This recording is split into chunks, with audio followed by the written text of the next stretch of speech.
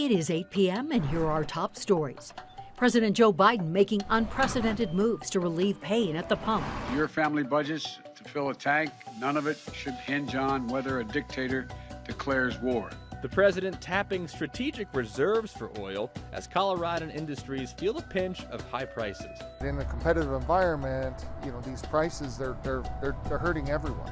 We take a closer look at Biden's decision and how diesel is driving inflation more than you think. Your small fleets, your owner-operators, they're not able to recover those expenses. That's also increasing the cost of goods. Illegal fentanyl, claiming the lives of Colorado's youngest. Shocking new data shows just what law enforcement is up against in the opioid crisis. Plus, there must be something in the weather. The next thing I heard was this boom! The clips on the front of the bumper, the grill were all broken. Denver drivers plagued by potholes, but good luck getting reimbursed. I didn't want it to happen to me, and I certainly don't want it to happen to anyone else. And good evening to you, and thank you for watching Denver 7 News on Local 3. I'm Ann Trujillo.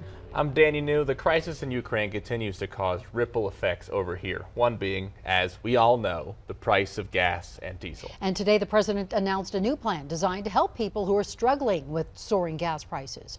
The U.S. will release a record amount of crude oil from the Strategic Petroleum Reserves, a stockpile of 600 million barrels stored in underground salt caverns in Louisiana and Texas. He's also putting pressure on oil companies to increase supplies. This is not the time to sit on record profits. It's time to step up for the good of your country, the good of the world, to invest in immediate production that we need. The national average for gas price is hovering around $4.20 per gallon. Colorado's average sits at $3.99.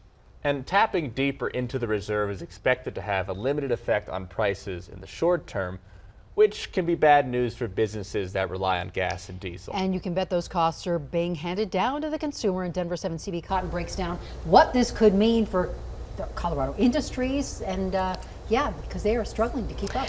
And they certainly are. And people in the trucking industry tell me the past couple of years have brought a lot of setbacks. First, it was the COVID-19 pandemic, and this year it's now the price of fuel. Many of us know gas prices have increased over the past month. Meanwhile, truckers tell us they've been watching the price of their diesel fuel skyrocket.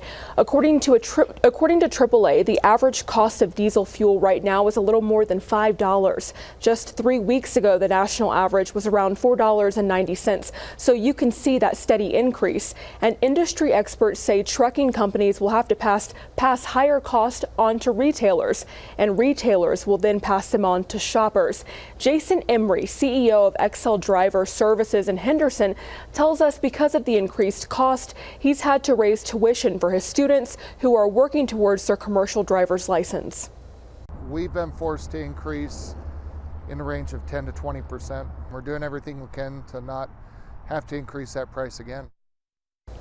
Now, trucking isn't the only industry feeling impacts of rising fuel prices. Colorado farmers are too. We'll have more on that coming up on Denver 7 News at 10. Ann? Looking forward to it. Thank you, CB. A jury has come back with a guilty verdict for the man who shot at this blue Jeep as it drove through an Elijah McClain protest on I-225 back in 2020. Stray bullets from Samuel Young's gun hit 2 bystanders. Both survived. Well, the jury found Young guilty on second-degree assault charges, as well as 4 counts of attempted manslaughter, and he will be sentenced in May. Fentanyl tragically took the lives of 3 young Coloradans who, frankly, never should have had access to it. 31-year-old Alonzo Montoya and 30-year-old Nicole Cassius have been arrested after their 1-year-old daughter died as a result of ingesting fentanyl. The Adams County coroner says a little girl's blood contained 10 times the amount of fentanyl needed to kill an adult. And then in Lakewood, an Alameda International High School student died after an accidental overdose from taking a drug laced with fentanyl. Her name was Kimberly Jimenez Figueroa, and her family says that they are sharing her story to try and help others who may be struggling. Currently, though, Lakewood police are still investigating what exactly happened. And just into our newsroom, a 17-year-old boy from Highlands Ranch was found dead Tuesday morning from an apparent overdose. The Douglas County Sheriff's Office believes it also might have been caused by fentanyl. And deadly overdoses caused by fentanyl have skyrocketed in our state and across the country in these past few years.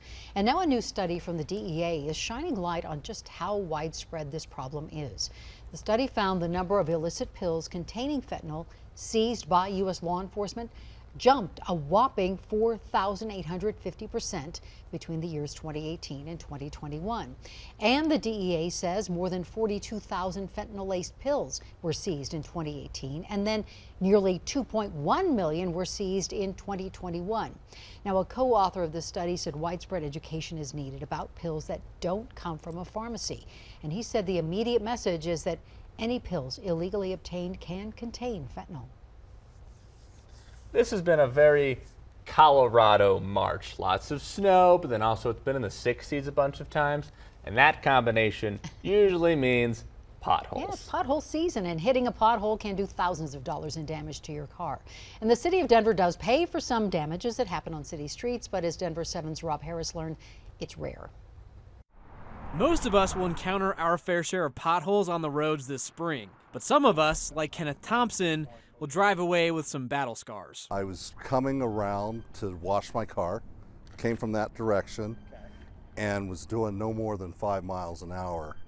The next thing I heard was this boom! The clips on the front of the bumper, the grill were all broken. The city of Denver lets drivers file claims for damage from potholes, but actually getting a payout is pretty rare. Between March and June of last year, out of 63 claims made to the city, only 7 resulted in a payout from the city.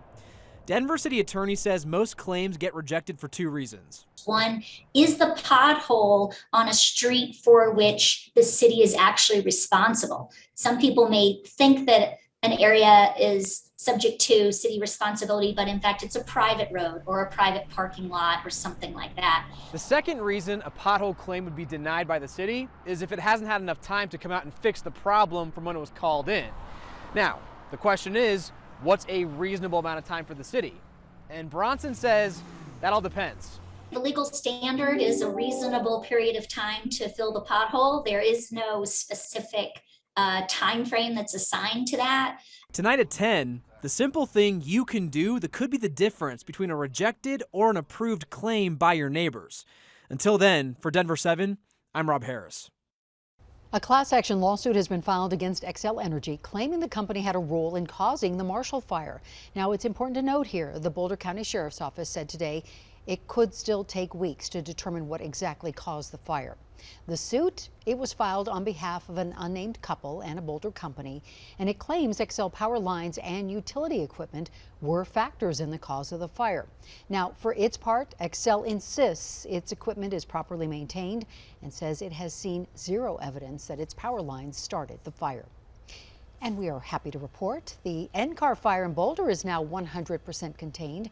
Air Tracker 7 flew over the burn scar earlier this evening. We know that 190 acres burned. Governor Jared Polis is backing new bills aimed at improving the air quality in Colorado and combating climate change. Lawmakers introduced those bills at the state capitol today.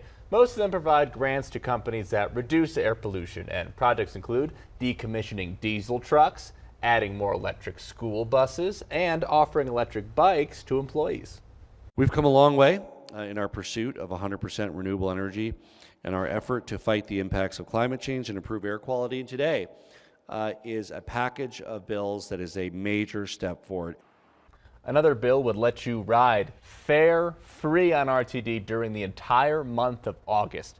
The goal of that plan, called Fare Free Pilot Program, is to encourage people to use public transportation and to cut down on air pollution during the peak summer ozone season. In other words, she's got a ticket to ride to save some air. Coming up on Denver 7 News at 8, from Castle Rock to the front lines. We were watching the war in Ukraine unfold in real time, and it was extremely difficult. A local couple joining the fight in Eastern Europe to help Ukrainian refugees escaping the war. They're not going to be stopped by what's going on, by what the Russians are doing. Had a nice warm day today, but this cold front means chilly weather and a chance of rain and snow. Plus, an amazing renovation takes this home to a galaxy far, far away. I'm floating.